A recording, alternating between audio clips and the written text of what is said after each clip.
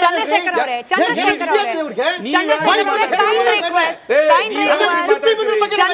ಅವರೇ ನಾವು ಕಾರ್ಯಕ್ರಮ ಇಬ್ರು ಕೇಳಿಸ್ಕೊಳ್ಬೇಕು. ಚಂದ್ರಶೇಖರ್ ಅವರೇ ಚಂದ್ರಶೇಖರ್ ಅವರೇ ಕಾಮ್ ಡೌನ್. ನೋಡಿ ಕಾರ್ಯಕ್ರಮದ ಶುರುವಲ್ಲ. ಚಂದ್ರಶೇಖರ್ ಅವರೇ ಭಾಸ್ಕರ್ ಅವರೇ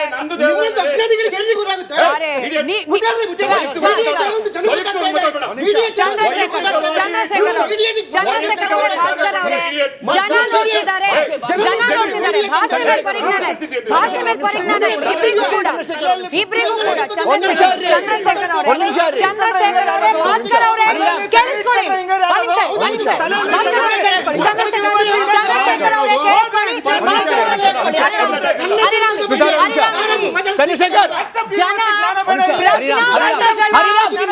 ಚಂದ್ರಶೇಖರ್ ಅವರೇ ಹರಿರಾಮ್ ಅವರೇ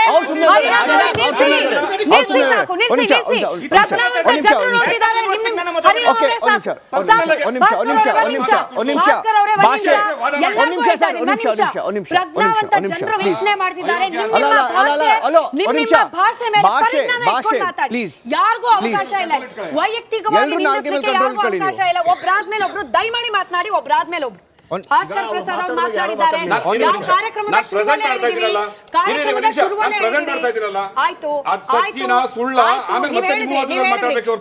ಕಾರ್ಯಕ್ರಮದ ಪ್ರಾರಂಭದಲ್ಲೇ ಹೇಳಿದೀವಿ, ಇಲ್ಲಿ ವ್ಯಕ್ತವಾಗುವ ಅಭಿಪ್ರಾಯಗಳು ಅವರವರ ವೈಯಕ್ತಿಕವಾದ ಅಭಿಪ್ರಾಯಗಳು. ಚಂದ್ರಶೇಖರ್ ಅವರೇ ಯಾರೇನೇ ಮಾತನಾಡಿದ್ರು ಕೇಳಿಸ್ಕೊಳ್ಳಿ ಅಪ್ಪ, ಕೇಳಿಸ್ಕೊಳ್ಳಿ. ಭಾಸ್ಕರ್ ಅವರೇ ಚಂದ್ರಶೇಖರ್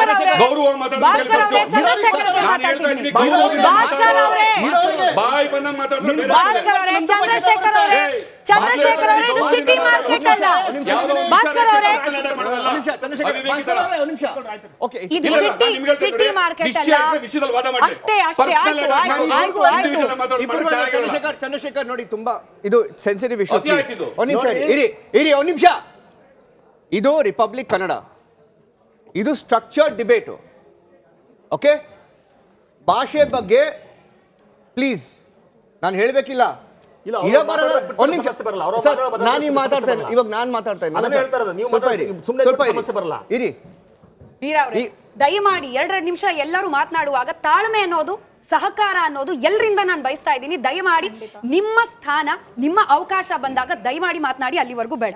ಮೀರಾ ಅವರೇ, 3,000 ಒಂದು ಲೆಕ್ಕದ ಪ್ರಕಾರ 3,000ಕ್ಕೂ ಅಧಿಕ ಹಿಂದೂ ಧಾರ್ಮಿಕ ಸ್ಥಳಗಳನ್ನ ಧ್ವಂಸ ಮಾಡಲಾಯಿತು ಔರಂಗಜೇಬನ ಕಾಲದಲ್ಲಿ. ಅವ್ರು ಹೇಳ್ತಾರೆ ಇದು ಇತಿಹಾಸ ಮಾತ್ರ ಅಂತ ಹೇಳಿ. ಬಟ್ ಧಾರ್ಮಿಕ ಭಾವನೆ, ಧಾರ್ಮಿಕ ಆಚರಣೆ ಇದು ನಮ್ಮ ಸಂವಿಧಾನವೇ ನಮಗೆ ಕೊಟ್ಟಿರೋ ಹಕ್ಕು. ಹೌದು. ಇದು ಎರಡನ್ನ ತರ್ಕ ಮಾಡಿ ಮಾತನಾಡೋದಾದ್ರೆ ಅಲ್ಲ, ಇವ್ರು ಹೇಳುವಂಥದ್ದು ಇದೆಲ್ಲ ಬೇಡ, ಅನವಶ್ಯಕ. ದೇವಸ್ಥಾನದ ಅವ್ರು ಹೇಳಿದ್ರು ಬೌದ್ಧ ಮಂದಿರನೂ ಇರ್ಬೋದು ಬಿಡಿ. ಈಗ ಏನು ಸರ್ವೆಗೆ ಅನುಮತಿ ಕೊಟ್ಟಿರ್ತಕ್ಕಂಥದ್ದು, ಸತ್ಯಗಳು ಆಚೆ ಬರಲಿ ಅಂತಲೇ ಪ್ರಯತ್ನ ಮಾಡ್ತಿರ್ತಕ್ಕಂಥದ್ದು. ಸರ್ಕಾರ ಡೆವಲಪ್ಮೆಂಟ್ ಬಗ್ಗೆ ಕೆಲಸ ಮಾಡಲಿ ಇವ್ರು ಹೇಳ್ತಾರೆ. ಈಗಿರೋ ಗೌರ್ಮೆಂಟ್ ಏನು ಕೆಲಸ ಮಾಡ್ತಿದೆ? ಬಿಟ್ಟಿ ಭಾಗ್ಯಗಳ ಆಧಾರದ ಮೇಲೆ ಅವರು ಮಾಡ್ತಾ ಇದ್ದಾರೆ. ಅದು ಡೆವಲಪಿಂಗಾ ಒಂದು ಸರ್ಕಾರಕ್ಕೆ? ಯಾವಾಗಲೂ ನಮ್ಮ ಧರ್ಮದ ವಿಚಾರ ಬಂದಾಗ ಬೇಡ, ಇದ್ರ ಬಗ್ಗೆ ಮಾತನಾಡೋದೇ ಬೇಡ, ನಾವು ಪರವಿರೋಧ ಚರ್ಚೆನೇ ಬೇಡ, ಡೆವಲಪ್ಮೆಂಟ್ ಮಾತ್ರ ಮಾಡಲಿ ಅಂತ. ಡೆವಲಪ್ಮೆಂಟ್ ಆಗ್ತಾ ಇದೆ ದೇಶದಲ್ಲಿ, ಯಾಕೆ ಆಗ್ತಾ ಇಲ್ಲ? ಮೋದಿ ಗೌರ್ಮೆಂಟಲ್ಲಿ ಡೆವಲಪ್ಮೆಂಟ್ ಆಗ್ತಾ ಇದೆ. ಧಾರ್ಮಿಕ ವಿಚಾರಗಳನ್ನು ಕೋರ್ಟ್ ಇದೆ ನೋಡ್ಕೊಳ್ತಾ ಇದೆ, ವಾದಿ ಪ್ರತಿವಾದಿಗಳು ನೋಡ್ಕೊಳ್ತಾರೆ, ಅವರು ವಕೀಲರು ನೋಡ್ಕೊಳ್ತಾ ಇದ್ದಾರೆ. ಅದನ್ನು ದೇಶ ಗಮನಿಸುತ್ತೆ.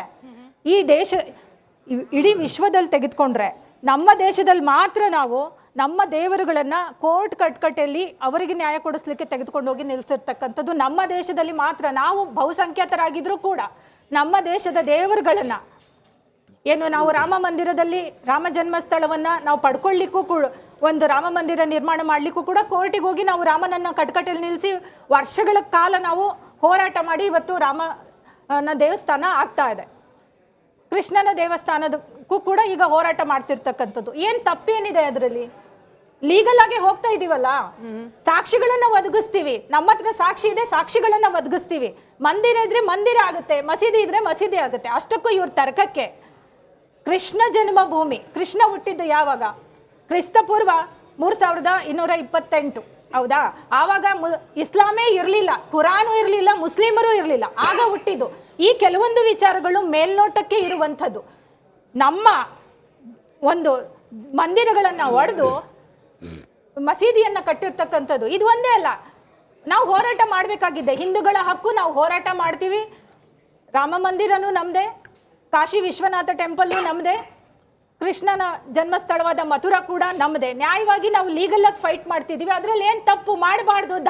ಧರ್ಮದ ವಿಚಾರ ಸಂಘರ್ಷಗಳನ್ನ ಯಾಕೆ ತೆಗೆದುಕೊಂಡು ಬರ್ತೀರಾ? ಡೆವಲಪ್ಮೆಂಟ್ ಬಗ್ಗೆ ಮಾತ್ರ ಮಾತಾಡಿ ಅನ್ನುವಂಥದ್ದು ಎಷ್ಟು ಸರಿ?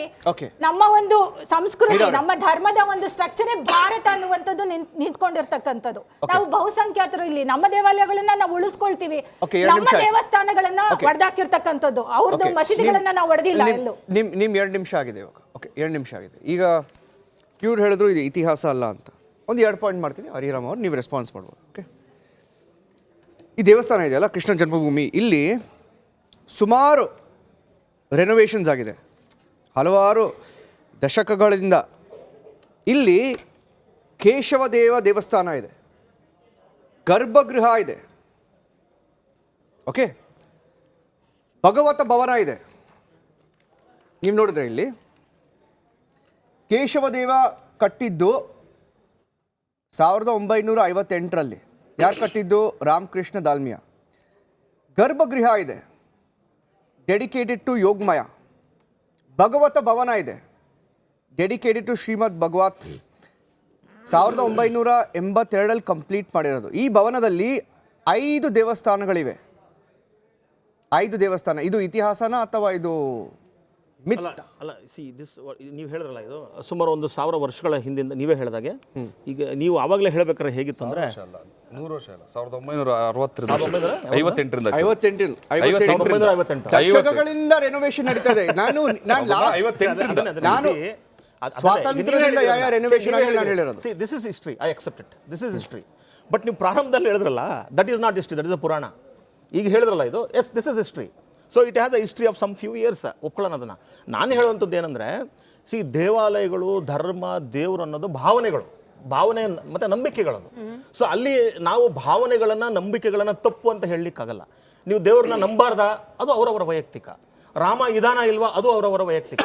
ಈಗ ಇಲ್ವೋ ಅನ್ನೋದು ಕೂಡ ಅವರ ವೈಯಕ್ತಿಕ. ಹಾಗಾಗಿ ಇಲ್ಲಿ ನಾನು ದೇವರು ಇದಾನೋ ಇಲ್ಲೋ ಅನ್ನೋ ಪ್ರಶ್ನೆ ಬಗ್ಗೆ ನಾನು ಮಾತಾಡ್ತಾ ಇಲ್ಲ, ದೇವರು ಇಲ್ಲ ಅಂತ ಕೂಡ ಹೇಳ್ತಿಲ್ಲ. ನಾನು ಹೇಳ್ತಾ ಇರೋಂಥದ್ದು ಸಿಂಪಲ್ ಕ್ವಶನ್ ಏನಂದ್ರೆ, ಪ್ರತಿ ಬಾರಿಯೂ ಕೂಡ ಈ ಧಾರ್ಮಿಕ ವಿಷಯಗಳು ಬಂದಾಗ ಇದನ್ನು ಯಾಕೆ ನಾವು ಎಮೋಷ್ನಲ್ ಆಗಿ ಇಡೀ ದೇಶದಲ್ಲಿ ಇರ್ತಕ್ಕಂಥ, ನಾನು ಮೊದಲೇ ಹೇಳಿದಾಗ ಮುನ್ನೆಲೆಗೆ ಬರಬೇಕಾಗಿರ್ತಕ್ಕಂಥ ವಿಷಯಗಳನ್ನು ಬಿಟ್ಟು ಇದನ್ನು ಮುಂದೆಗೆ ತಂದು ಇದನ್ನು ಒಂದು ಧಾರ್ಮಿಕ ಸಂಘರ್ಷಕ್ಕೆ ಮತ್ತು ಸಮಾಜದಲ್ಲಿ ಒಂದು ರೀತಿಯಾದಂಥ ಶಾಂತಿಯನ್ನು ಕದಡುವಂಥ ಜೊತೆಗೆ ರಾಜಕಾರಣಿಗಳ ಜವಾಬ್ದಾರಿಗಳನ್ನು ತಪ್ಪಿಸುವಂಥ ಕೆಲಸ. ಯಾಕಂದ್ರೆ ಹೆಂಗಾಗಿದೆ ಅಂದರೆ, ಒಂದು ಕಾಲದಲ್ಲಿ ಕಾಂಗ್ರೆಸ್ನವರು ಜಮ್ಮು ಕಾಶ್ಮೀರ ಇಶ್ಯೂವನ್ನು ಇಟ್ಕೊಂಡಿದ್ರು. ಒಳಗೆ ಏನಾದರೂ ಸ್ವಲ್ಪ ಸಮಸ್ಯೆ ಶುರುವಾಗ್ತಿದ್ದಂಗೆ ಜಮ್ಮು ಕಾಶ್ಮೀರ ಇದೆ ಅಂತ ತೋರಿಸೋರು. ಹಾಗೆ ಬಿಜೆಪಿ ಅವರು ಇವತ್ತು ಏನಾದರೂ ಇಶ್ಯೂ ಆದ ತಕ್ಷಣ ಅಲೋ ರಾಮ, ಅಲೋ ಕೃಷ್ಣ, ಅದೋ ಇದು ಅಂತ ತೋರಿಸೋದು. ಅಲ್ಲಿಗೆ ಚಂದ್ರಶೇಖರ್ ಅವರೇ, ಚುನಾವಣಾ ವಸ್ತು ಮಾಡ್ಕೊಂಡ್ಬಿಟ್ರ ನೀವು ಹಿಂದೂಗಳ ಧಾರ್ಮಿಕ ಕೇಂದ್ರಗಳನ್ನ. ಕಳೆದ ಚುನಾವಣೆಯಲ್ಲಿ ಅಯೋಧ್ಯೆಯ ರಾಮ ಮಂದಿರ ನಿಮ್ಮ ಪ್ರಣಾಳಿಕೆಯ ಭಾಗ. ಈ ಬಾರಿ ಚುನಾವಣೆ ಪ್ರಣಾಳಿಕೆ ಭಾಗವಾಗುತ್ತಾ ಮಥುರಾದ ಶ್ರೀಕೃಷ್ಣ ಜನ್ಮಸ್ಥಾನ? ಅಯೋಧ್ಯ ಭಾಗಕ್ಕೂ ಮತ್ತು ಕೃಷ್ಣ ಮತ್ತು ಏನು ಮಥುರಾ ಭಾಗ ಮತ್ತು ಕಾಶಿ ಭಾಗ ಇದೆಯಲ್ಲ, ಇದಕ್ಕೂ ಭಾಳ ವ್ಯತ್ಯಾಸ ಇದೆ. ಅದರಲ್ಲಿ ಸರ್ಕಾರವೇ ಪಾರ್ಟಿಯಾಗಿತ್ತು. ಇದರಲ್ಲಿ ಸರ್ಕಾರಕ್ಕಾಗಲಿ BJPಗಾಗಲಿ ಸಂಬಂಧವೇ ಇಲ್ದಿರ್ತಕ್ಕಂಥ ವಿಚಾರ ಮಥುರಾ ವಿಚಾರ. ಮಥುರಾ ಜಾಗ ಸೇರಿರ್ತಕ್ಕಂಥದ್ದು ಶ್ರೀಕೃಷ್ಣ ಜನ್ಮಭೂಮಿ ಟ್ರಸ್ಟ್ಗೆ. ಹೆಸರಲ್ಲಿ ಯಾರ ಹೆಸರಲ್ಲಿ ಇರ್ತಕ್ಕಂಥದ್ದು ಮದನ ಮೋಹನ ಬಾಲವೀರ ಹೆಸರಿತ್ತು. ಅದಾದ ಮೇಲೆ ಶ್ರೀಕೃಷ್ಣನ ಹೆಸರಿಗೆ ಟ್ರಾನ್ಸ್ಫರ್ ಆಯಿತು ಜಾಗ. ಡಿಸ್ಪ್ಯೂಟ್ ಮಾಡಿರ್ತಕ್ಕಂಥದ್ದು ಮುಸ್ಲಿಂ ಬಾಡಿಗಳು ಸಿವಿಲ್ ಕೋರ್ಟ್ಗೆ ಹಾಕಿದ್ರು. ಇವತ್ತು ಅದನ್ನು ಡಿಸ್ಪ್ಯೂಟ್ ಮಾಡ್ತಿರ್ತಕ್ಕಂಥದ್ದು ವಿಷ್ಣುಶಂಕರ ಜೈನ್ ಮತ್ತು ಹರಿಶಂಕರ ಜೈನ್, ಇಬ್ಬರು ಅಡ್ವೊಕೇಟ್ಗಳು. ಇದು ಒಬ್ಬ ಹಿಂದೂಗಳ ಮತ್ತೆ ಏನು ಆ ಹಿಂದೂಗಳ ಧಾರ್ಮಿಕ ಕೇಂದ್ರ ಇದೆಯಲ್ಲ, ಈ ವಿಚಾರ ಬಿಟ್ಟರೆ ಇದಕ್ಕೂ BJPಗೂ ಸರ್ಕಾರಕ್ಕೂ ಸಂಬಂಧವೇ ಇಲ್ಲ. ಜ್ಞಾನವ್ಯಾಪಿನೂ ಅದೇನೇ, ಜ್ಞಾನವ್ಯಾಪಿ ಕಾಶಿಯ ಜ್ಞಾನವ್ಯಾಪಿಗೂ ಸರ್ಕಾರಕ್ಕೂ BJPಗೂ ಸಂಬಂಧವೇ ಇಲ್ಲ. ಅದನ್ನು ಸ್ಪಷ್ಟವಾಗಿ ಕೋರ್ಟ್ಗಳು ಹೇಳಿದೆ. ಕೇಳಿರ್ತಕ್ಕಂಥದ್ದು ಏನು ಅಂತ ಹೇಳಿದ್ರೆ, ಅಲ್ಲಿ ಉತ್ಪನ್ನ ಮಾಡಿ ನ್ಯಾಯ ಏನಿದೆ ನೋಡಿ, ಅದ್ರಲ್ಲಿ ಏನಿದೆ ಅಂತ ನೋಡಿ, ಎಲ್ಲ ಡಿಸಿಷನ್ ಮೇಲೆ ಕೋರ್ಟ್ ನೀವು ತೀರ್ಮಾನ ಮಾಡ್ರಪ್ಪ ಅಂತ ಹೇಳಿ ತಪ್ಪೇನಿದ್ರಲ್ಲಿ ಕೋರ್ಟ್ ಕೂಡ ಅದನ್ನೇ ಹೇಳಿರೋದು. ಚಂದ್ರಶೇಖರ್ ಅವರೇ, ಅಯೋಧ್ಯೆಯ ಕಂಪ್ಲೀಟ್ ಕ್ರೆಡಿಟ್ ಅನ್ನ ನೀವು ಮೋದಿ ಅವರಿಗೂ ಅಮಿತ್ ಶಾ ಅವರಿಗೂ ನೀಡ್ತಾ ಇರೋ ರೀತಿಯಲ್ಲಿ ಕೃಷ್ಣ ಜನ್ಮಭೂಮಿಯದ್ದು ಕ್ರೆಡಿಟ್ ಎಲ್ಲಿ ಹೋಗ್ಬಿಡುತ್ತೋ BJPಗರಿಗೆ ಅನ್ನೋದು, ಅದಕ್ಕೆ ಪ್ರಶ್ನೆ ಕೇಳಿದೆ. ಎನಿವೆ,